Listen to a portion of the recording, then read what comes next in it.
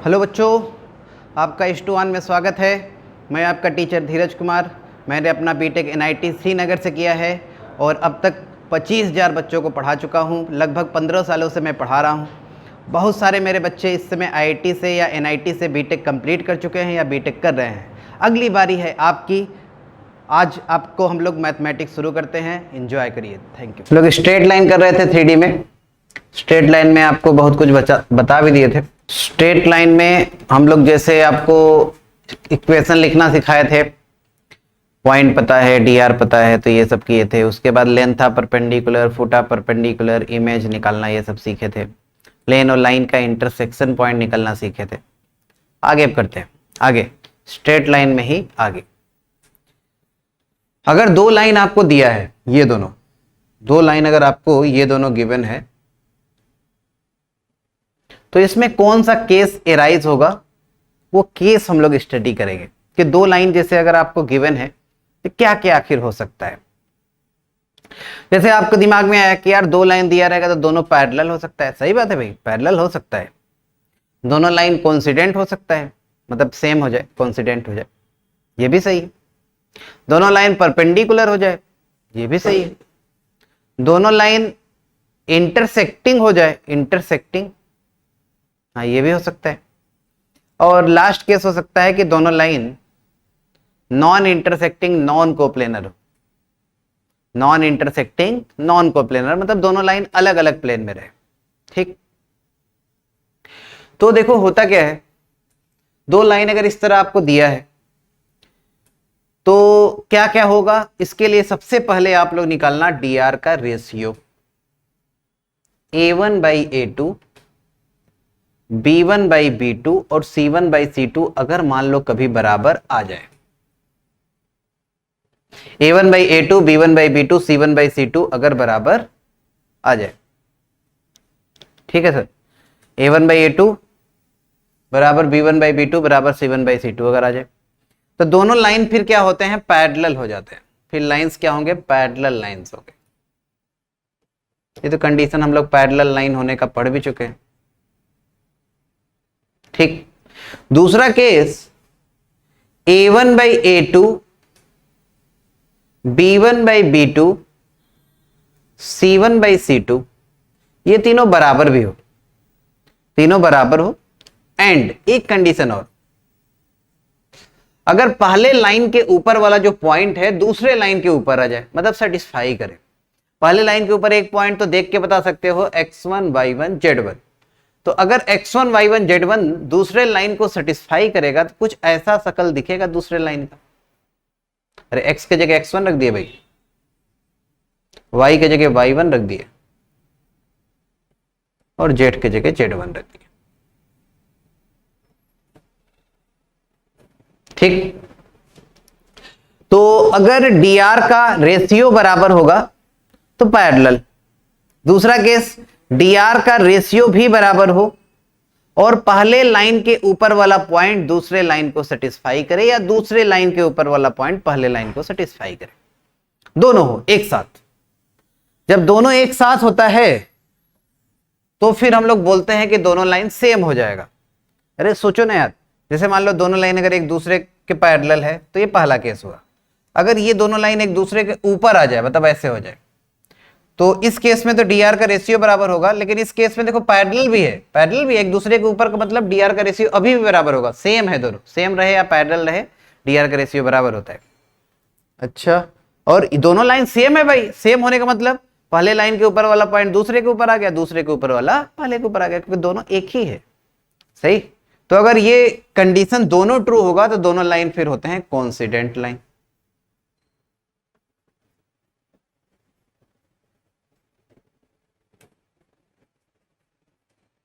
ठीक है सर। तीसरा केस, अगर मान लो dr का प्रोडक्ट का सम 0 आ जाए, a1 a2, b1 b2, c1 c2 अगर ये 0 आ जाए तो फिर इसको कहेंगे दोनों लाइन क्या है, परपेंडिकुलर।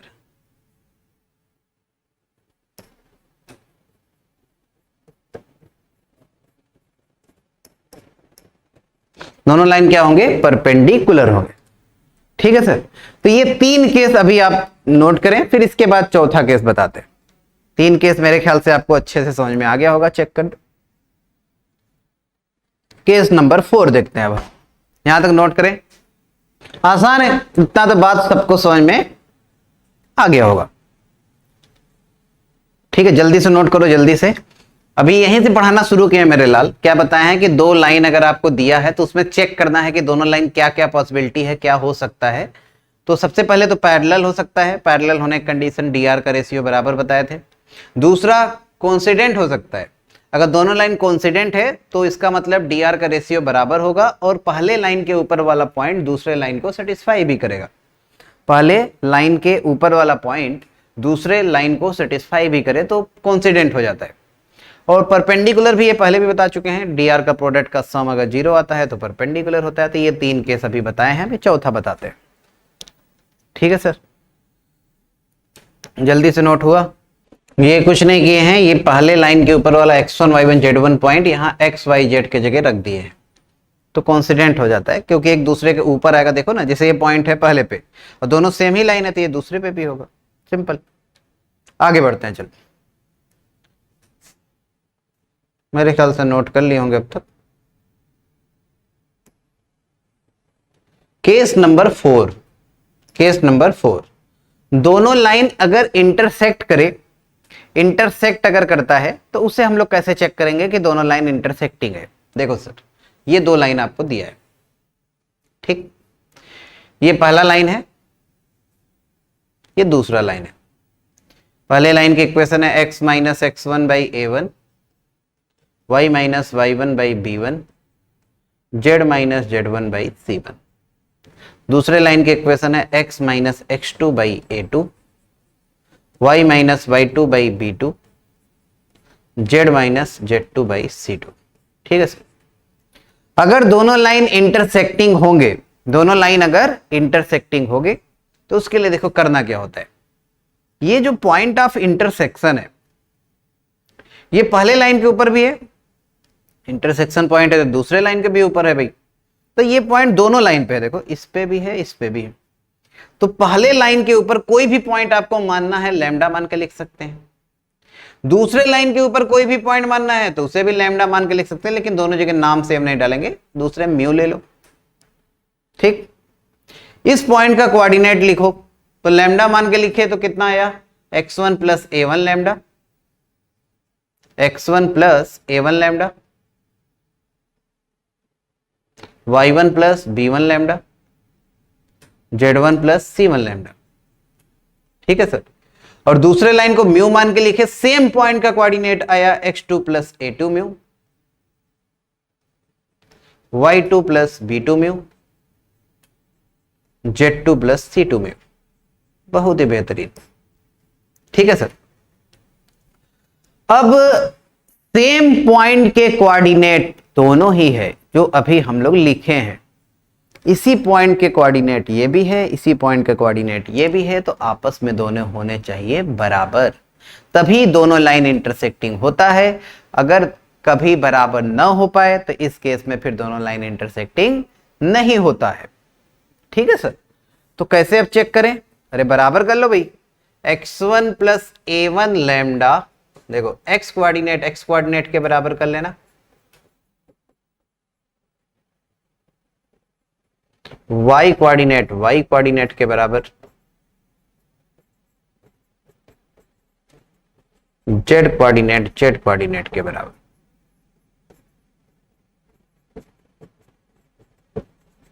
ये कितने इक्वेशन बना, 3। कितने वेरिएबल है, 2। बहुत नाइंसाफी है। इक्वेशन 3, वेरिएबल 2, बहुत नाइंसाफी। अब क्या करें, अब आप किन्हीं भी 2 इक्वेशन का यूज करके लैम्डा और म्यू निकालो, और जो तीसरा इक्वेशन जिसका यूज नहीं किए हो उसमें रख दो। अगर तीसरे इक्वेशन को सेटिस्फाई करेगा, इसका मतलब तीनों से लैम्डा म्यू निकल रहा है, सेम लैम्डा म्यू निकलेगा। सेम लैम्डा म्यू निकलने का मतलब किन्हीं भी 2 से सॉल्व करेंगे, लैम्डा म्यू जो भी आएगा तीसरे को सेटिस्फाई करेगा। अच्छा, तो दोनों लाइन फिर क्या हो जाएंगे, इंटरसेक्टिंग हो जाएंगे। आगे क्या बोले हैं, फिर से रिपीट कर रहे हैं, 3 लाइन 2 वेरिएबल। तो आपके श्रद्धा के ऊपर है, तीनों इक्वेशन में किसी भी 2 इक्वेशन का यूज करके लैम्डा में निकाल लो, और जिसका इक्वेशन जो भी यूज नहीं किए हो उसमें पुट कर दो।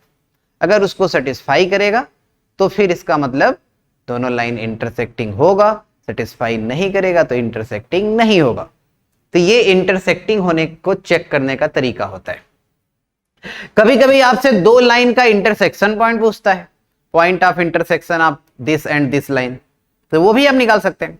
दोनों इक्वेशन को, जैसे मान लो फर्स्ट सेकंड को सॉल्व करके लैम्डा या म्यू दोनों मत निकालो, जो आपको अच्छा लगे कोई एक निकाल दो। अगर आप इंटरसेक्शन पॉइंट ढूंढ रहे हैं, मतलब ये पॉइंट ढूंढ रहे हैं, तो इसके लिए आपको किसका जरूरत पड़ेगा, या तो लैम्डा का या म्यू का। अगर लैम्डा आ गया, देखो यहां रख देंगे तो इस पॉइंट का कोऑर्डिनेट आ जाएगा, वही तो इंटरसेक्शन पॉइंट है भाई। तो दोनों इक्वेशन को सॉल्व करके कोई भी निकाल लो, लैम्डा या म्यू, जिसमें आसानी से निकल पाए, फिर लैम्डा या म्यू निकाल के यहां पुट करेंगे, पॉइंट ऑफ इंटरसेक्शन आ जाएगा। अगर 2 लाइन का इंटरसेक्शन निकालना हो, क्या क्या पॉसिबिलिटी आपको बताए हैं। अगर 2 लाइन दिया है तो इंटरसेक्टिंग बाद में, पहले पैरेलल, कोइंसिडेंट, परपेंडिकुलर, इंटरसेक्टिंग, और लास्ट केस होता है कि दोनों line non coplanar, non intersecting हो, उसका एक नाम होता है, उसको कहते हैं स्क्यू लाइंस। क्या कहते हैं, स्क्यू लाइंस। स्क्यू लाइंस क्या होता है, स्क्यू लाइंस उसे कहते हैं जो line non coplanar, non intersecting हो, non intersecting, non coplanar lines, non intersecting, non coplanar lines, ये स्क्यू लाइंस कहलाता है। सही सर। जैसे जैसे जैसे जैसे जैसे जैसे जैसे जैसे जैसे जैसे जैसे जैसे देखो, एक लाइन मेरे हाथ पे हो, दूसरा लाइन इस बोर्ड पे हो, एक लाइन मेरे हाथ पे हो, दूसरा लाइन इस बोर्ड पे हो, तो ये दोनों क्या होंगे, नॉन इंटरसेक्टिंग, नॉन कोप्लेनर। अलग अलग प्लेन में है, एक बोर्ड के प्लेन में है, एक हाथ के प्लेन में है, तो दोनों नॉन कोप्लेनर हुए और दोनों इंटरसेक्टिंग भी नहीं होते। क्योंकि देखो, अगर ऐसा मत सोचना कि ऐसे तो सर अगर 2 लाइन पैरेलल है तो स्पेस में बढ़ाते जाएंगे, कहीं ना कहीं तो इंटरसेक्ट कर ही जाएगा, नहीं बढ़ाना भाई। जैसे अगर आपका क्षमता है कि मेरा क्षमता है कि मैं इसी प्लेन पे सिर्फ मूव कर सकता हूं, तो क्षमता से बाहर हो जाएगा नहीं। मतलब कोई लाइन आप बनाएंगे तो बस इसी प्लेन पे बनाएंगे, हाथ के प्लेन जैसे दिया है ना, अलग अलग, इसीलिए तो अलग अलग प्लेन का हम लोग इक्वेशन सीखते हैं भाई। अगर ऐसे तो 3D स्पेस का बात करेंगे तो सब मिल जाएगा कहीं ना कहीं, तो ऐसा नहीं होता। जैसे एक बच्चा एक बार पूछा कि ये बताइए सर, जैसे आप कह रहे हैं कि ये इंटरसेक्टिंग नहीं होगा, तो ऐसे तो कहीं ना कहीं इंटरसेक्ट कर जाएगा सर, अगर इसको बढ़ाते जाएं, इसको भी इसमें बढ़ाते जाएं, बढ़ाते जाएं, बढ़ाते जाएं, बढ़ाते जाएं, दुनिया में कहीं ना कहीं जाकर तो मिल ही जाएगा। ऐसा नहीं, ऐसा नहीं। इसका क्षमता है कि इसी प्लेन पे मूव कर सकता है, इसको आगे नहीं बढ़ाना है। उसी तरह बोर्ड पे, बोर्ड का प्लेन है तो बोर्ड पे मूव करेगा भाई, हवा में क्यों जाएगा वो, समझ रहे हो क्या करे बात वही। तो स्क्यू लाइंस का मतलब समझ में आया कि ऐसा लाइन जो नॉन इंटरसेक्टिंग, नॉन कोप्लेनर हो, पहला बात। और दूसरा बात, अगर आपको 2 लाइन दे दे, इस तरह का दे दे, और आपको चेक करना है कि दोनों स्क्यू लाइंस है कि नहीं, तो कैसे चेक करेंगे। उसका कोई डायरेक्ट नहीं है मेथड कि स्क्यू लाइंस का ये तरीका है चेक कर लो ना, कोई डायरेक्ट मेथड नहीं। स्क्यू लाइंस को अगर आपको चेक करना है, सबसे पहले पैरेलल चेक करना, नहीं है तो पैरेलल नहीं है तो कोइंसिडेंट भी नहीं होगा। परपेंडिकुलर भी चेक कर लो, वो भी मान लो नहीं है। इंटरसेक्टिंग चेक कर लो, वो भी नहीं है मान लो यार, तो लास्ट में बचा कौन, स्क्यू लाइंस। तो ऐसे हम लोग डायरेक्ट नहीं बताते, सब चेक कर लो, अगर कुछ नहीं है तो स्क्यू लाइंस बोल देते हैं उसको। ठीक है सर। तो ये पूरा कहानी आपको बता दिए। अगर आपको 2 लाइन दिया है तो कैसे चेक करेंगे कि क्या होगा। समझ में आ गया सबको, बताइए जल्दी से, क्लियर टू ऑल। चलो आगे बढ़ते। जैसे सवाल है, do the following lines intersect, मतलब ये चेक करना है कि ये दोनों लाइन इंटरसेक्टिंग है कि नहीं। पहले तो पैरेलल नहीं है, दिख ही रहा है भाई, रेशियो चेक करो, 3/4, 3/3 नहीं बराबर है, तो पैरेलल नहीं है। परपेंडिकुलर भी अच्छा चेक कर लो, 12, 9 नहीं है, नहीं है, न पैरेलल है न परपेंडिकुलर है। अब इंटरसेक्टिंग, वैसे चेक भी इंटरसेक्टिंग ही करना था, तो ज्यादा आप दिमाग फिगर सी मत बनाओ, इसको लैम्डा मानो, इसको म्यू मानो, यही तो कर रहे थे हम लोग। फिर जो भी x यहां से आए, जो x यहां से आए, दोनों आपस में बराबर करके लिख लो। इसी तरह y y z z सब बराबर करके लिख लो। तो लैम्डा मान के जब x निकालेंगे 3 लैम्डा प्लस 1 आएगा, यहां से निकालेंगे 4 म्यू माइनस 2 आएगा, यहां से y निकालेंगे 3 लैम्डा माइनस 1 आएगा भाई, यहां से अगर y निकालते हैं तो आएगा 3 म्यू प्लस 1, फिर z निकालेंगे 5 लैम्डा प्लस 1, यहां से z निकालेंगे माइनस 2 म्यू प्लस 7। ये 3 इक्वेशन बना। किन्हीं भी 2 इक्वेशन से लैम्डा और म्यू निकाल लेते हैं। चलो पहले दूसरे से ही आसान लग रहा है, दोनों इक्वेशन को घटा दिए, 1 माइनस 2 घटाएंगे सर, ये देखिए लैम्डा 3 लैम्डा 3 लैम्डा कैंसिल हो जाएगा, घटाने पे प्लस हो जाएगा, मतलब LHS में आएगा 2। RHS में देखो 4 म्यू माइनस 3 म्यू, म्यू है, और माइनस 2 माइनस 1 माइनस 3 आया। सही सर, तो म्यू बराबर आ गया 5। अब म्यू का वैल्यू 5 रख देते हैं, पहले में ही रख देते हैं, तो 3 लैम्डा प्लस 1 म्यू की जगह 5, तो ये हो जाएगा 20। सही ना सर, तब 18, तो यहां से लैम्डा बराबर आ जाएगा 17/3। लैम्डा और म्यू चेक करो तीसरे इक्वेशन में, 5 लैम्डा 5 इंटू 17/3 प्लस 1, इधर आ जाएगा -10 प्लस 7, म्यू की जगह 5 रखे। तो दिख ही रहा है भाई, दिख ही रहा है कि ये तो कुछ रेशनल जैसा दिख रहा है और ये इंटीजर दिख रहा है, तो दोनों, और ये निगेटिव भी दिख रहा है, ऐसे भी देख सकते हो, ये निगेटिव है, ये पॉजिटिव है, तो दोनों आपस में कभी बराबर नहीं होगा। तो पहले और दूसरे से सॉल्व करें लैम्डा म्यू, तीसरे में चेक किए, सेटिस्फाई नहीं किया, इसका मतलब दोनों इंटरसेक्टिंग नहीं होंगे। तो चेक करना था कि दोनों लाइन इंटरसेक्टिंग है कि नहीं, तो जवाब दोगे नॉन इंटरसेक्टिंग है।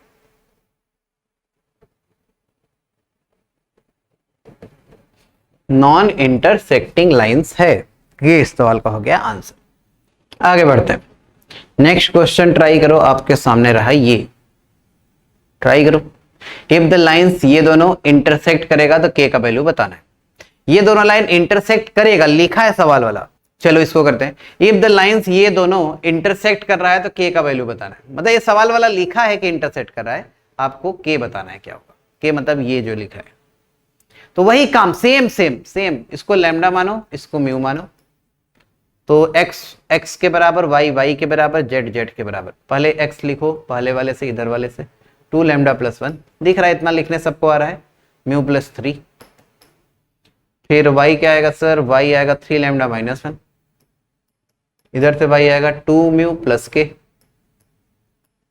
फिर z आएगा 4 लैम्डा प्लस 1, यहां से z आ जाएगा म्यू के बराबर, पहला, दूसरा, तीसरा। अब पहले और तीसरे से सॉल्व करके लैम्डा और म्यू निकाल के दूसरे में पुट कर देंगे, k आ जाएगा भाई, आसान। जैसे पहले और तीसरे को सॉल्व करना है ना, दोनों को घटा दिए, फर्स्ट माइनस थर्ड, तो फर्स्ट में से अगर थर्ड को घटाएंगे तो 2 लैम्डा में से 4 लैम्डा जाएगा -2 लैम्डा, 1 से 1 कैंसिल हो जाएगा, म्यू में से म्यू कैंसिल, इधर आएगा कितना 3। सही सर, तो लैम्डा आ गया -3/2। लैम्डा का वैल्यू पुट कर दो यहाँ, 4 लैम्डा -3/2 प्लस 1, ये म्यू है। सही सर, ये 2 आ गया, तो -6 प्लस 1, -6 प्लस 1 -5, म्यू आ गया -5। लैम्डा और म्यू का वैल्यू अब रख दो किसमें, इक्वेशन नंबर 2 में। 3 लैम्डा, लैम्डा की जगह -3/2 -1, 2 म्यू, म्यू की जगह -5 प्लस k। सही, तो ये देखो आया कितना, -10, उधर जाएगा 10 हो जाएगा। सही, -10 उधर जाएगा 10, यहाँ आया -9/2 और यहाँ -1। ठीक है सर, ये k का वैल्यू आ गया। तो k का वैल्यू अगर देखेंगे तो ये 10 - 1 9 में से 9/2 जाएगा तो कितना आ जाएगा, 9/2 आ जाएगा, ये आंसर सवाल का। सही है सर, 10 - 1 9, 9 - 9/2 9/2। आसान है, बहुत ही आसान है, अगर आप सीख गए एक बार करना तो बहुत ही आसानी से कर सकते हैं। उम्मीद करते हैं सबको समझ में आ गया होगा। बोलिए आगे। ये तो बहुत ही आसान आपका कक्षा 9 का सवाल बन गया, बस इक्वेशन को सॉल्व करने वाला सवाल है। देख ही रहे हो भाई, क्या कर रहे हैं हम लोग, बार बार यही कर रहे हैं, इसको लैम्डा म्यू मान के एक्स एक्स के बराबर, वाई वाई के, जेड जेड के बराबर करके इक्वेशन सॉल्व करना है और कुछ नहीं है सवाल में। ये सवाल पता नहीं क्या इसमें खास बात है, ये सवाल 2-3 बार आ चुका है भाई। सेम सवाल 2 बार मेंस में, मतलब एक बार AI-EEE में, एक बार मेंस में, एक बार IIT में, सेम क्वेश्चन यही वाला 3-3 बार पूछ चुका है, यही क्वेश्चन 3-3 बार। ये ऑब्जेक्टिव सवाल है, मैं ऑप्शन हटा दिया हूं, है एकदम आसान। और अभी एक और आसान तरीका है डिटर्मिनेंट वाला, वो भी बताएंगे आपको। डिटर्मिनेंट मेथड से भी इसको कर सकते हैं, मतलब और थोड़ा आसानी हो जाएगा, 1-2 लाइन बच जाएगा आपका। चलो आगे करते हैं।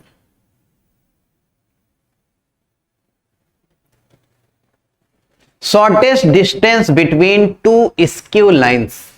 अगर 2 स्क्यू लाइंस आपको दिया है तो उसके बीच का शॉर्टेस्ट डिस्टेंस कैसे निकालते हैं। ठीक, स्क्यू लाइंस का मतलब दोनों अलग अलग प्लेन में है, समझ ही गए हो अब तक। जैसे एक यहां पे है, एक इस दीवार पे, तो इन दोनों के बीच का शॉर्टेस्ट डिस्टेंस क्या होगा, इंटरसेक्ट तो करेगा नहीं, तो सबसे कम डिस्टेंस इसके बीच का हम लोग ढूंढते हैं, उसी को कहते हैं shortest distance between 2 skew lines. तो सिंपल सा बात है यार, अगर एक ऐसा लाइन ढूंढ पाओ इस लाइन और इस लाइन के दोनों के परपेंडिकुलर हो जाए, सही है सर, 9/2 ही आएगा। अपना कैलकुलेशन चेक कर लीजिए आप। चलो क्या बता रहे थे, shortest distance between 2 skew lines, देखो लिखा भी है, जो लिखा है उसको आप उतार लीजिएगा। The shortest distance between 2 skew lines is along a line which is perpendicular to both the lines. Shortest distance 2 skew lines के बीच का अगर आपको निकालना है तो वो उस लाइन के अलोंग आता है जो दोनों के परपेंडिकुलर हो। सबसे कम डिस्टेंस ऐसा होता ही है जो दोनों के परपेंडिकुलर हो भाई। जैसे मान लो ये 2 स्क्यू लाइन से, अब हम लोग बोर्ड पे ही बनाएंगे क्योंकि अलग अलग प्लेन अब कहां ढूंढने जाएंगे बनाने के लिए। ये 2 मान लो लाइन है, स्क्यू लाइंस दोनों है, इन दोनों के बीच का शॉर्टेस्ट डिस्टेंस उस लाइन के अलोंग आएगा जो दोनों के परपेंडिकुलर होगा। जैसे मान लो अगर AB लाइन दोनों के परपेंडिकुलर रहेगा तो AB के अलोंग शॉर्टेस्ट डिस्टेंस आएगा। सही सर, अच्छा तो ये निकलेगा कैसे, ये थोड़ा समझते हैं अब हम लोग। शॉर्टेस्ट डिस्टेंस 2 स्क्यू लाइंस के बीच का दोनों के परपेंडिकुलर होता है, ये बात मान लीजिए समझ में आ गया। अब इसे AB का वैल्यू निकालें कैसे, या कभी कभी आपसे जानते हो, कभी कभी आपसे शॉर्टेस्ट डिस्टेंस वाले लाइन का इक्वेशन पूछता है। जैसे इस बार मेंस में आया भी था इस बार, मतलब आपको बताना था equation of line of shortest distance, ऐसे लैंग्वेज में ऐसे लिखता है, equation of line of shortest distance.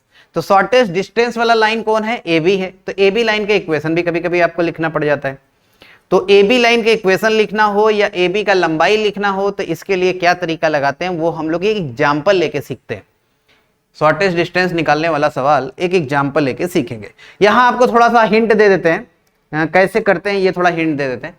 ये बताओ A पॉइंट इस लाइन के ऊपर है, अगर लाइन के इक्वेशन दिया रहेगा लैम्डा मान के A लिख लेना। B पॉइंट इस लाइन के ऊपर है, इक्वेशन दिया रहेगा तो म्यू मान के ये पॉइंट लिख लेना। A पॉइंट पता है, B पॉइंट पता है तो DR लिख लेना, AB का घटा का जैसे लिखते थे x2 - x1 y2 - y1 z2 - z1। AB का लिख लेंगे DR। फिर AB लाइन इस लाइन के भी परपेंडिकुलर है, मतलब DR का प्रोडक्ट 0, AB लाइन इस लाइन के भी परपेंडिकुलर है, इसके साथ भी DR के प्रोडक्ट का सम 0। फिर 2 इक्वेशन लैम्डा और म्यू में बनेगा, दोनों से लैम्डा म्यू निकालेंगे तो फिर लैम्डा म्यू अगर आ गया तो A और B आ गया, A और B आ जाएगा तो डिस्टेंस भी आ जाएगा, 2 पॉइंट से जाने वाले लाइन के इक्वेशन भी लिख लो, मतलब सब आ जाएगा। मतलब आपको ढूंढना क्या है, A और B। तो A और B कैसे निकलता है उसको एक एग्जांपल लेके हम लोग समझते हैं। Find the shortest distance between the lines, ये 2 लाइन दिया है, इन दोनों के बीच का शॉर्टेस्ट डिस्टेंस बताना है। Also find the equation of line of shortest distance, देखो ये भी इसमें इस सवाल में ये पूछ रहा है, also find the equation of line of shortest distance. चलो बनाते हैं। ये पहला लाइन है, मान लिए x - 3/3 y - 8/-1 z - 3/1, इसको लैम्डा मान लेंगे। ठीक है सर, शॉर्टेस्ट डिस्टेंस वाला लाइन ऐसा होगा जो दोनों के परपेंडिकुलर। उसी तरह दूसरा लाइन आपको दिया है x + 3/-3 y + 7/2 z - 6/4।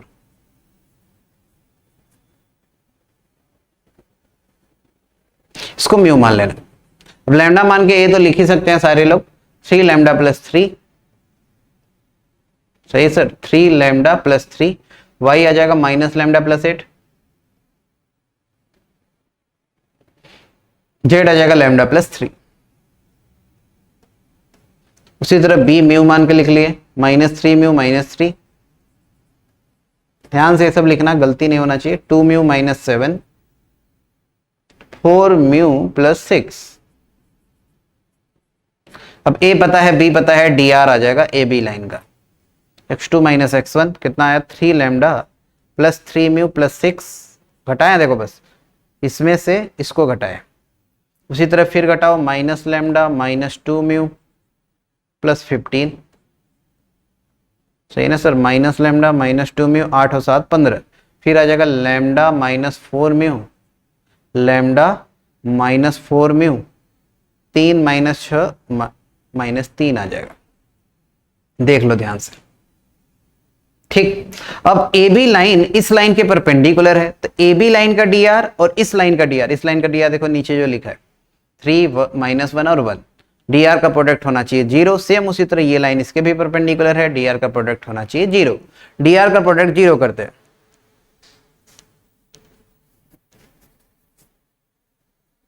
D R का प्रोडक्ट अगर 0 करेंगे तो आएगा 3 लैम्डा 3 म्यू प्लस 6,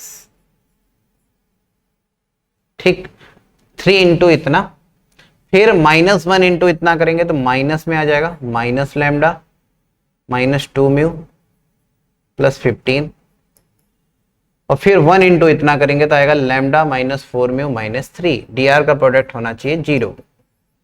सेम उसी तरह इस लाइन और इस लाइन के डी आर का प्रोडक्ट भी होना चाहिए 0, -3 into 3 lambda 3 mu plus 6, 2 into minus lambda -2 mu plus 15, 4 into lambda -4 mu -3 equal to 0, ठीक।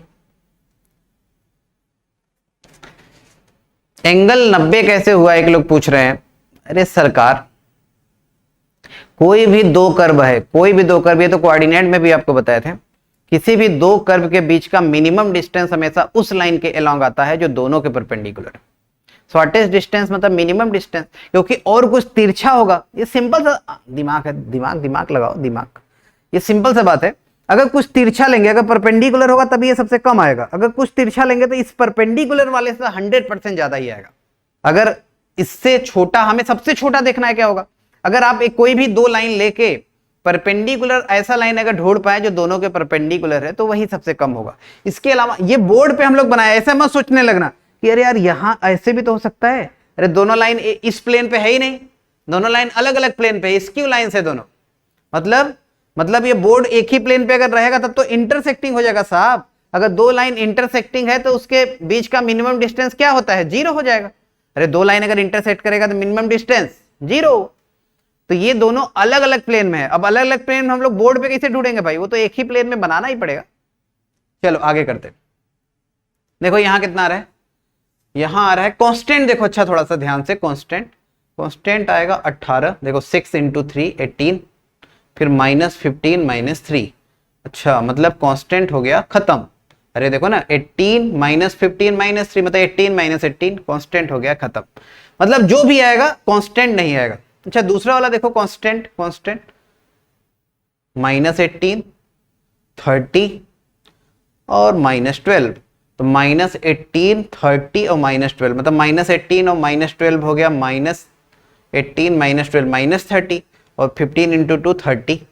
कांस्टेंट दोनों जगह हो गया कैंसिल, कांस्टेंट दोनों इक्वेशन में कैंसिल हो गया। मतलब ये क्या करना चाह रहे हैं सर, करना ये चाह रहे हैं कि दोनों इक्वेशन को अगर आप सॉल्व करेंगे तो इंटरसेक्शन पॉइंट में दिखाना चाह रहा हूं 0 0 आएगा। कैसे पता चला आपको, पता ऐसे चला अगर कभी भी आप दो इक्वेशन सॉल्व करो, चलो एक्स वाई में दिखाते हैं आपको। जैसे मान लो एक इक्वेशन ऐसा है, कांस्टेंट नहीं है, दूसरा इक्वेशन ऐसा है, यहां कुछ भी लिख दो कोई फर्क नहीं, कांस्टेंट अगर नहीं है तो ये दोनों ही देखो ओरिजिन से जाएगा, 0 0 सेटिस्फाई कर रहा है, हाँ 0 0 सेटिस्फाई कर रहा है, हाँ दोनों को सॉल्व करोगे आंसर क्या आएगा 0। ठीक है सर, तो इन दोनों लाइन का इंटरसेक्शन पॉइंट क्या आएगा 0 0, मतलब अगर इन दोनों इक्वेशन को आप सॉल्व करके देखेंगे तो लैम्डा और म्यू दोनों ही 0 0 आएगा। हर सवाल में ऐसा नहीं होगा, हर सवाल में नहीं होगा, हर सवाल में आपको पूरा गुणा करके उसके बाद दो इक्वेशन लैम्डा और म्यू में बन गया, सॉल्व करके देख लेना, लैम्डा म्यू कुछ ना कुछ आ ही जाएगा। इस क्वेश्चन में भाग्य से, और हमें याद भी पहले से था इसलिए हम ज्यादा मतलब पूरा ओपन करके नहीं देखे हैं, वैसे आप अगर पूरा ओपन करके देखेंगे तो 0 0 ही आएगा। ठीक, दो इक्वेशन कभी भी अगर ऐसे बन जाते हैं जिसमें कांस्टेंट नहीं है, आपको बस ये दिखा दिए कांस्टेंट क्या है, नहीं है, कट जाएगा। यहां भी कांस्टेंट नहीं है, कट जाएगा। तो दो इक्वेशन अगर कांस्टेंट नहीं, कुछ ऐसा दिखेगा शकल, उसका क्या आएगा, यही नहीं मैं कर रहा हूं, यही आएगा, मतलब शकल कुछ इस तरह दिखेगा। तो इन दोनों को सॉल्व करेंगे तो इंटरसेक्शन क्या मिलेगा, 0 0। तो इन दोनों को भी सॉल्व करेंगे तो 0 0 ही आएगा लैम्डा और म्यू। तो लैम्डा की जगह 0 रखो, ए आ गया, देखो कितना 3 8 3। म्यू की जगह 0 रख दो, -3 -7 6। तो ए पता है, बी पता है। अब डिस्टेंस फार्मूला से आप शॉर्टेस्ट डिस्टेंस ए बी भी निकाल सकते हैं और 2 पॉइंट से जाने वाले लाइन का इक्वेशन भी निकाल सकते हैं। आंसर देख लीजिए कितना आ रहा है, वैसे आप मन की आंखों से कर सकते हो भाई। ये देखिए आ जाएगा कितना, 36 225 और 9, मतलब अंडर रूट में 270 आ जाएगा। यही होगा शॉर्टेस्ट डिस्टेंस बिटवीन इन दोनों स्क्यू लाइंस के, रूट में 270। सही, आगे बढ़ा जाए, जल्दी बताएं। अरे सरकार, ये जो दोनों लाइन है, ये दोनों लाइन है वो स्क्यू लाइंस है, स्क्यू लाइंस मतलब दोनों non intersecting non coplanar lines है, non intersecting non coplanar lines है। ये वो वाला बात नहीं है जैसे आप कह रहे हैं, मैं समझ रहा हूं।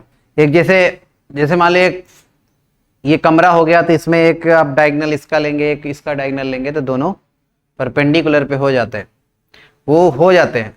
लेकिन ये अलग केस है, ये आप उससे रिलेट मत करो, ये स्क्यू लाइंस है। स्क्यू लाइंस में दोनों लाइन, जो ये दोनों लाइन है, ये परपेंडिकुलर हो भी सकता है, नहीं भी हो सकता। हमें इस दोनों लाइन से मतलब ही नहीं है। चेक भी कर सकते हो, डी आर का प्रोडक्ट इसमें 0 नहीं आ रहा था। -9 -2 और 4, देख लो 0 कहां आ रहा है, नहीं आ रहा है। दोनों लाइन परपेंडिकुलर नहीं है, सही ना सर। और हम एक तीसरा लाइन ढूंढने का कोशिश करें, तीसरा लाइन मतलब ऐसा लाइन जो शॉर्टेस्ट डिस्टेंस वाला लाइन है, समझ रहे हो। तो वो तीसरा लाइन इन दोनों के परपेंडिकुलर होता है। चलो आगे बढ़ते हैं। एक फार्मूला भी होता है शॉर्टेस्ट डिस्टेंस निकालने का। इफ टू स्क्यू लाइंस, अगर दो स्क्यू लाइंस आपको दिया है ऐसे कुछ, x - x1 by a1 equal to y - y1 by b1 equal to z - z1 by c1, और दूसरा है x - x2 by a2, y - y2 by b2, z - z2 by c2। अगर ये दो स्क्यू लाइंस आपको दिया है, तो इन दोनों स्क्यू लाइंस के बीच का जो शॉर्टेस्ट डिस्टेंस होता है वो होता है डिटर्मिनेंट x2 - x1। मतलब ये ध्यान रखना इस फॉर्मूला को लगाते समय कि दोनों जगह माइनस होना चाहिए। अगर माइनस नहीं है तो पहले माइनस बनाएंगे तब फॉर्मूला लगाना। x2 - x1, y2 - y1, z2 - z1 पहला रो में जाता है, फिर a1 b1 c1, a2 b2 c2। इससे जो डिटर्मिनेंट बनेगा नीचे डिनोमिनेटर में होता है, अंडर रूट में। डिनोमिनेटर लिखना देखो आपको सिखाते हैं, a1 b1 c1 यही है dr, दूसरे का dr a2 b2 c2। बस a क्रॉस b लिख लो, जो भी आएगा देखो क्या आएगा, b1 c2 - b2 c1 उसका whole square. a cross b का जो भी मॉड आता है, a क्रॉस b का मॉड आता है, वही ये नीचे लिखा है। अच्छा, b1 c2 - b2 c1 का होल स्क्वायर, फिर a1 c2 - a2 c1 का होल स्क्वायर, फिर a1 b2 - a2 b1 का होल स्क्वायर। तो ये डिनोमिनेटर में होता है। ये आता कैसे है ना, ये आता कैसे ये समझो आप। जैसे जैसे जैसे अभी हम लोग जो सीखे हैं, मतलब ये आया कैसे दोनों, ये आपको थोड़ा बता देते हैं। मतलब पूरा डेरिवेशन नहीं करेंगे, थोड़ा सा हिंट बस दे देते हैं। ये मान लो कि पहला लाइन है, ये दूसरा लाइन है। पहले लाइन के ऊपर एक पॉइंट आपको पता है, मान लो उसका नाम P है, x1 y1 z1। इस पॉइंट से जा रहा है पहला लाइन। दूसरा लाइन जा रहा है Q से। Q क्या है, x2 y2 z2। तो पहले लाइन के ऊपर एक पॉइंट पता है, दूसरे के ऊपर एक पॉइंट पता है, 2 पॉइंट पता है, तो PQ वेक्टर बना सकते हैं। PQ वेक्टर बनाओ, क्यूपी नहीं पीक्यू बनाते हैं, या क्यूपी भी बना सकते हैं, आपके ऊपर है, कोई प्रॉब्लम नहीं। चलो अच्छा पीक्यू भी बना देते हैं।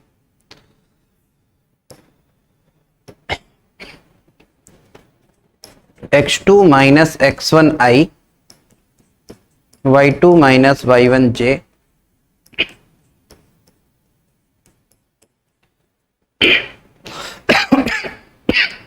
ये बन गया पीक्यू वेक्टर। अब पीक्यू वेक्टर का अगर ए बी वेक्टर पे प्रोजेक्शन लेंगे, किसी एक वेक्टर का दूसरे वेक्टर पे प्रोजेक्शन कैसे निकालते थे, पी का प्रोजेक्शन ए आएगा और क्यू का प्रोजेक्शन बी आएगा। देखो ये लाइन दोनों के परपेंडिकुलर था, ये जो लाइन है ये दोनों के परपेंडिकुलर था, तो पी का प्रोजेक्शन ए आएगा, क्यू का प्रोजेक्शन बी आएगा। अच्छा ए बी वेक्टर कैसे निकालेंगे, अरे ए बी वेक्टर ऐसा वेक्टर है जो दोनों के परपेंडिकुलर, ए क्रॉस बी से निकालेगा। ए क्रॉस बी क्या है, अरे ये ए यही है और बी है, इन दोनों का क्रॉस प्रोडक्ट ले लो, ये ए बी वेक्टर आ जाएगा। अब पी क्यू का प्रोजेक्शन अगर ए बी पे निकालेंगे, वही ये आंसर आपका लिखा है। पी क्यू का प्रोजेक्शन ए बी पे क्या होता था, पी क्यू का प्रोजेक्शन ए बी पे दोनों का डॉट प्रोडक्ट, मतलब इसका और जो भी ए क्रॉस बी आएगा इन दोनों का डॉट प्रोडक्ट, नीचे जिस पे प्रोजेक्शन लेते हैं उसके मॉड से डिवाइड, तो ए बी का मॉड करेंगे मतलब ए क्रॉस बी का मॉड, वही देखो नीचे आया। यही कहानी चलता है, मतलब ये फार्मूला होता है शॉर्टेस्ट डिस्टेंस निकालने का। अगर आपको कभी दो लाइन दिया हो और सिर्फ शॉर्टेस्ट डिस्टेंस पूछे तो ये फार्मूला से निकाल देना। अगर शॉर्टेस्ट डिस्टेंस वाले लाइन का इक्वेशन पूछे तब फिर वो पिछला मेथड ही लगेगा, फिर उसके लिए कोई जुगाड़ नहीं है सर। जैसे आपको देखो, अगर शॉर्टेस्ट डिस्टेंस वाले लाइन का इक्वेशन पूछे, मतलब किसका इक्वेशन, ए बी का इक्वेशन पूछे, तो बिना ए और बी निकाले ए बी का इक्वेशन निकाल ही नहीं सकते आप। तो ए और बी आपको चाहिए, ए और बी चाहिए तो फिर यही मेथड आपको लगाएंगे, लैम्डा में निकाल के यहां रखेंगे तो ए और बी आएगा। अगर सिर्फ शॉर्टेस्ट डिस्टेंस मतलब ए बी का लंबाई पूछे तब ये मेथड लगा सकते हैं जो अभी बताएं। तो ये फार्मूला भी याद रखना बहुत इंपॉर्टेंट है। अगर दो लाइन के बीच का शॉर्टेस्ट डिस्टेंस पूछे तो इसी फार्मूला से निकालते हैं हम, लेकिन दोनों लाइन क्या होने चाहिए, स्क्यू लाइंस होने चाहिए। ये एक तरह से मान सकते हो शॉर्टकट है, मतलब पूरा इतना न करना पड़े, लैम्डा म्यू इतना निकालना न पड़े, उसके लिए शॉर्टकट जुगाड़ है। 100% एक लाइन मिलेगा जो दोनों के परपेंडिकुलर होगा। क्यों मिलेगा जानते हो, ए क्रॉस बी वेक्टर, जैसे अभी आपको समझा रहा था भाई, दो कोई भी, मतलब ये बताओ इसका डीआर दिया है a1 b1 c1, इसका मतलब समझे क्या होता है कि इसके अलोंग, लाइन के अलोंग एक वेक्टर पता है a1i plus b1j plus c1 के, दूसरे लाइन के अलोंग वेक्टर पता है a2i plus b2j plus c2 के। तो दो वेक्टर के दोनों के ही परपेंडिकुलर एक वेक्टर 100% मिल जाता है, वो ए क्रॉस बी से आता है। ए क्रॉस बी कौन सा वेक्टर होता है, जो दोनों के परपेंडिकुलर। तो ऐसा जो सवाल पूछ रहे हो कि दोनों के परपेंडिकुलर जरूरी है कि मिलेगा एक लाइन, या ऐसा पूछ सकते हो, ऐसा बोल रहे हो कि दोनों के परपेंडिकुलर एक लाइन जरूरी है, होगा 100% होगा। क्यों होगा, क्योंकि ए क्रॉस बी वेक्टर हमेशा एग्जिस्ट करेगा। ये कंडीशन कहां आप लगाएंगे, फिर से मैं बोल रहा हूं, जहां भी आपको दिखे दो लाइन लिखा है इंटरसेक्टिंग है, लगा दो इस कंडीशन को। जहां भी लिखा है दो लाइन कोप्लेनर है, लगा दो इस कंडीशन, खत्म बात। इसीलिए देखो ये लिखा है इंटरसेक्टिंग या कोप्लेनर है, तो उसका कंडीशन ये, मतलब दोनों में से कोई भी एक रहे, इंटरसेक्टिंग लिखा हो या कोप्लेनर लिखा हो, दोनों के लिए यही कंडीशन होता है, ध्यान दीजिएगा। चलो आगे बढ़ते। अब एक सवाल है, इसको आप घर पे ट्राई कर लीजिएगा, घर पे होमवर्क, आज का आपका होमवर्क हो गया। Find the shortest distance between the lines. इन दोनों लाइन के बीच का शॉर्टेस्ट डिस्टेंस निकालना है। अगर सिर्फ शॉर्टेस्ट डिस्टेंस पूछे तो आपसे मैं क्या कहूं, डिटरमिनेंट वाला जो फॉर्मूला बताया उससे कर सकते हैं। तो इन दोनों के बीच का शॉर्टेस्ट डिस्टेंस वाला आप चाहे तो फॉर्मूला लगा देना, x2 माइनस x1 1 आ रहा है, y2 माइनस y1, देखो ये x2 माने हैं 2, x1 1, y2 minus y1 4 minus 2 2, 5 minus 3 2, 5 minus 3 2, फिर a1 b1 c1, a2 b2 c2 का डिटरमिनेंट। नीचे अंडर रूट में, अंडर रूट में कैसे होता है आपको बताई दिए, फिर से लिख देते हैं, 2 3 4 3 4 5, ऐसे दोनों उतार लिया करो, ऐसे गुणा करो, 15 माइनस 16 माइनस 1 का स्क्वायर 1, फिर 10 माइनस 12 माइनस 2 का स्क्वायर 4, फिर 8 माइनस 9 1। ऊपर डिटरमिनेंट आप निकाल लेना अपने से, 1/√6 आएगा, डिटरमिनेंट का वैल्यू 1 आएगा, करके देख लेना।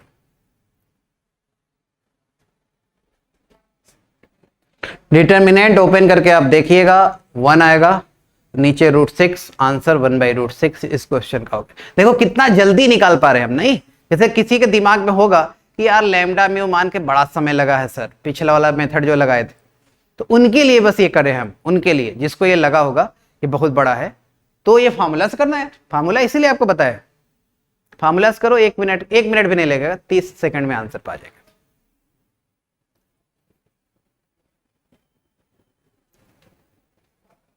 ऐसे भी चाहो डिटर्मिनेंट भी मन की आंखों से कर सकते हो, बहुत ओपन करने की जरूरत नहीं पड़ेगा। देखो 1 के साथ आएगा 15 - 16 -1, फिर -2 के साथ, -2 के साथ आ जाएगा सर 10 - 12 -2,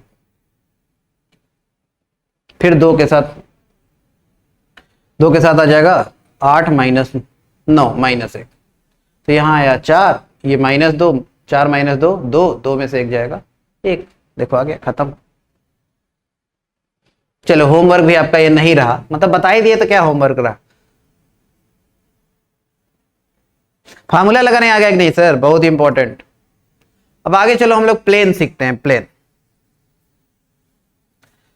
थोड़ा सा प्लेन का बस इंट्रोडक्शन टाइप का आज करते हैं। प्लेन क्या होता है? प्लेन, हाँ आपको पहले भी बताया था कि प्लेन किसे कहते हैं कि ऐसा सरफेस जिसपे अगर कोई भी 2 पॉइंट हम ले और उसको ज्वाइन करके एक लाइन बनाए तो वो लाइन कंप्लीटली उसी सरफेस पे लाई करना चाहिए, तो ऐसे सरफेस को प्लेन कहते हैं। मतलब कोई भी सरफेस प्लेन नहीं होता। जैसे कोई कहे अच्छा सर ये कुर्सी प्लेन है, नहीं है कुर्सी क्यों प्लेन है भाई? कुर्सी के ऊपर आप 2 पॉइंट लोगे तो जैसे मान लो एक पॉइंट जहां बैठते हैं वहां लेंगे, दूसरा पॉइंट कहीं और लेते हैं, कुर्सी के पीछे जो लगा है वो वहां लेते हैं, तो उसको ज्वाइन करेंगे तो हवा में रहेगा, उसी प्लेन पे रहेगा क्या? नहीं रहेगा। जैसे जमीन है, जमीन पे कोई भी 2 पॉइंट बनाओ फिर उसको ज्वाइन करो तो ये लाइन जमीन पे ही लाई करेगा, सही ना सर? तो अगर 2 पॉइंट आप कहीं भी लें सरफेस के ऊपर, उसको ज्वाइन करके एक लाइन बनाए और वो लाइन कंप्लीटली उसी सरफेस पे लाई करे, तो ऐसे सरफेस को क्या कहते हैं? प्लेन। ठीक। और एक बात ध्यान दीजिएगा, 2D में स्ट्रेट लाइन जो हम लोग पढ़े थे, 2D मतलब कोऑर्डिनेट ज्योमेट्री में, ये सब कुछ लगभग सेम होता है 3D में प्लेन में। 2D में स्ट्रेट लाइन और 3D में प्लेन लगभग सेम होता है। जैसे 2D में स्ट्रेट लाइन का जनरल इक्वेशन क्या पढ़े थे? ax + by + c = 0।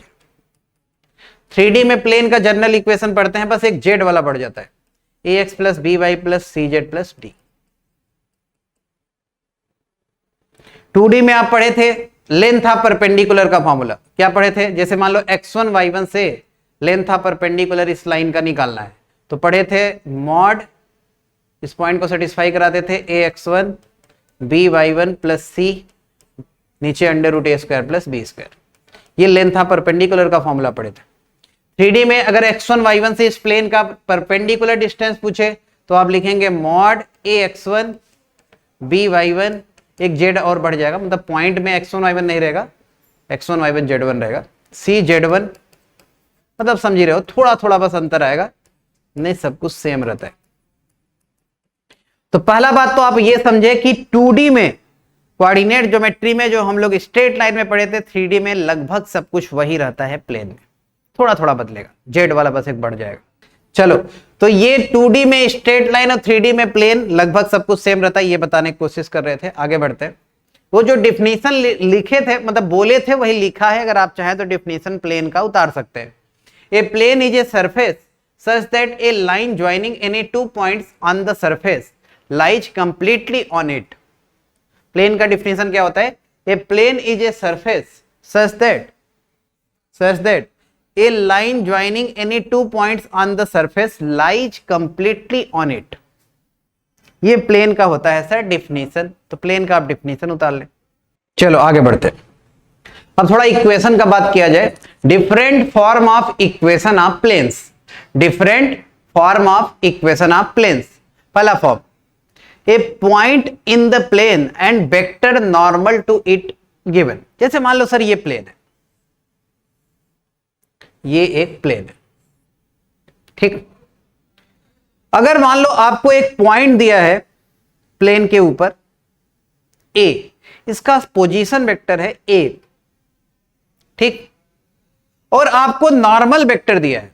Normal vector का मतलब क्या होता है? प्लेन के परपेंडिकुलर वेक्टर, ये है नॉर्मल वेक्टर। नॉर्मल वेक्टर मान लो है एन, नॉर्मल वेक्टर क्या है? एन। अच्छा, प्लेन के परपेंडिकुलर है मतलब ऐसे है, हाँ, तो अभी हम लोग फाइन ऐसे बना रहे हैं, ये नॉर्मल वेक्टर है एन।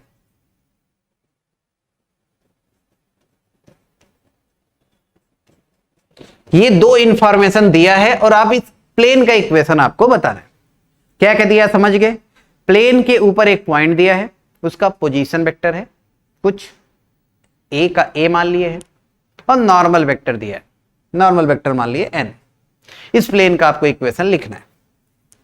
अब प्लेन के ऊपर आप कोई भी एक पॉइंट कंसीडर करो, जनरल पॉइंट यहां ले सकते हो, आपका खुशी है यहां ले सकते हो, आपका खुशी है यहां ले सकते हो, आपका खुशी है यहां ले सकते हो, आपका खुशी है यहां ले सकते हो, मतलब कोई भी एक जनरल पॉइंट आप पिक करें।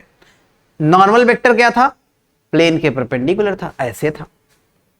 तो कोई भी आप लाइन लेंगे, कोई भी लाइन लेंगे, कोई भी लाइन लेंगे, सारे लाइन की ये लाइन जो नॉर्मल वेक्टर है परपेंडिकुलर होगा, क्योंकि ये प्लेन के ही परपेंडिकुलर है। तो कोई भी एक पॉइंट उठाओ, जैसे मान लीजिए ये आर है, इसका पोजीशन वेक्टर है आर, अपने से पोजीशन वेक्टर आर मान लिए, ये जनरल पॉइंट है। आर क्या है? जनरल, वो कहीं भी हो सकता है। तो ए आर वेक्टर और एन वेक्टर दोनों आपस में क्या होंगे? परपेंडिकुलर होंगे भाई। ए आर ये परपेंडिकुलर होगा एन वेक्टर के, 100% श्योर है आपको, क्योंकि ए आर का मतलब कहीं भी एक पॉइंट प्लेन के ऊपर लो, उसको ज्वाइन करने वाला जो लाइन है वो ए आर है, और एन प्लेन के परपेंडिकुलर है, तो दोनों आपस में परपेंडिकुलर हो गए। तो ए आर डॉट एन 0 होगा। ए आर का मतलब R minus A dot N 0, तो ये आ गया R dot N equal to A dot N, R dot N equal to A dot N. तो ये होता है वेक्टर इक्वेशन ऑफ प्लेन, ये होता है वेक्टर इक्वेशन ऑफ प्लेन। यहां आर क्या है? आर क्या है? आर एक वेरिएबल है, मतलब ऐसा कर सकते हो कि आर वेरिएबल पॉइंट का पोजीशन वेक्टर है, एन नॉर्मल वेक्टर है, ए क्या है? ए एक पॉइंट है, फिक्स्ड पॉइंट है, उसका पोजीशन वेक्टर है। कोई कहे कि सर इसको वेक्टर फॉर्म से अगर कार्टेशियन फॉर्म में बदलना है, कार्टेशियन फॉर्म हम लोग इन जनरल कार्टेशियन फॉर्म ही पढ़ते हैं भाई, तो कैसे बदलेंगे? तो आर वेक्टर को देखो, ए क्या है? एक फिक्स्ड पॉइंट है, तो ए का मान लिए कोऑर्डिनेट है x1 y1 z1। Are variable है, आर क्या है? वेरिएबल, तो आर का कोऑर्डिनेट x y z मान लेना। सही है सर, वेरिएबल पॉइंट का कोऑर्डिनेट एक्स वाई जेड मान लिए भाई, और एन कैप जो है या एन वेक्टर जो है, इसे नॉर्मल वेक्टर को ए आई प्लस बी जे प्लस सी के मान लिए। अब 2 पॉइंट पता है तो वेक्टर बनाने आपको आता है, बाद वाला माइनस वाले वाला, तो आर माइनस ए क्या बनेगा? X minus x1 I, A R vector बना रहे हैं, ये बनेगा एक्स माइनस x1 आई, वाई माइनस y1 जे, जेड माइनस z1 के। सही ना सर? x माइनस x1, वही r में से a को घटा के i j के लगाओ, वेक्टर बनाने सबको आता है, कोई बड़ी बात नहीं बता रहे। अब ए आर और n का डॉट प्रोडक्ट 0 करो, तो i वाला i में गुणा करते हैं, j वाला j में, तो क्या आएगा सर? आ जाएगा a x minus x1 b y minus y1 c z minus z1।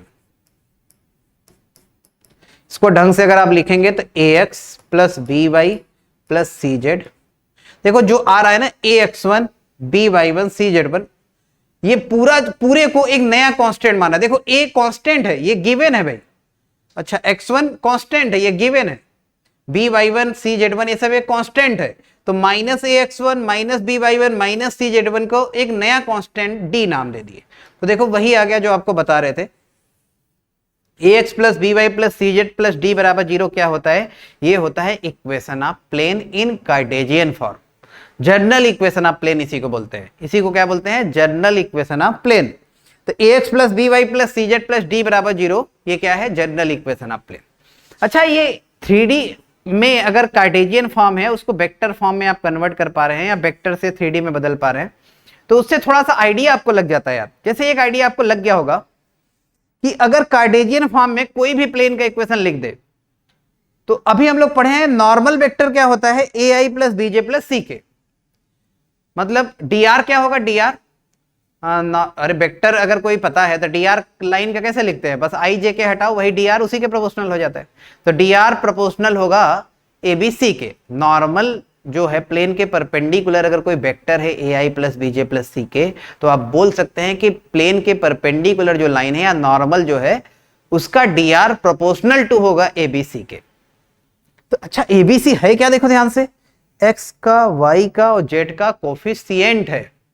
मतलब आप ये समझिए कि किसी भी प्लेन का अगर इक्वेशन दिया रहे तो प्लेन के इक्वेशन में एक्स वाई जेड का जो कोफिशिएंट होता है वो नॉर्मल का डीआर होता है। किसी प्लेन का डीआर वर नहीं होता भाई, डीआर लाइन का होता है। तो प्लेन के केस में कौन से लाइन हम लोग हमेशा यूज करेंगे, नॉर्मल लाइन, मतलब प्लेन के परपेंडिकुलर लाइन। अच्छा, मतलब कोई भी प्लेन का इक्वेशन दे दिया तो इसका मतलब नॉर्मल का डीआर पता होता है। हाँ, जैसे मान लो अगर ऐसे लिख दे 3x plus 4y 5z plus 6 बराबर 0, ऐसे लिख दे, कहे कि ये एक प्लेन है, तो इसमें आप इसको देख के आपको क्या पता है, आपको नॉर्मल का डीआर पता है। नॉर्मल का डीआर क्या, 3 4 5 एक्स वाई जेड का कोफिशिएंट। तो आज के लेक्चर से एक बात आपको क्लियर होना चाहिए कि किसी भी प्लेन का अगर इक्वेशन दिया है तो प्लेन के नॉर्मल का आपको डीआर पता होना चाहिए।